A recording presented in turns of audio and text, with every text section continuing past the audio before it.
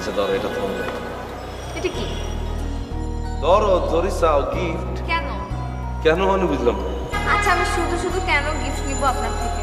হ্যাঁ সেটাই তো, শুধু শুধু আর এটা ছোট গিফট থেকে কিনলে নিবে। এনে তো দামি গাড়ির চাবি রিং নাই, তাইলে তো ঠিকই লইতাম। আচ্ছা ঠিক আছে, এটা নিচ্ছি। কি এটার মধ্যে? অজগর সাপ। কি? খুলি না, আসলে কেমনে খুলি? সাবধানে খুলিও, পরে আবার সাপ।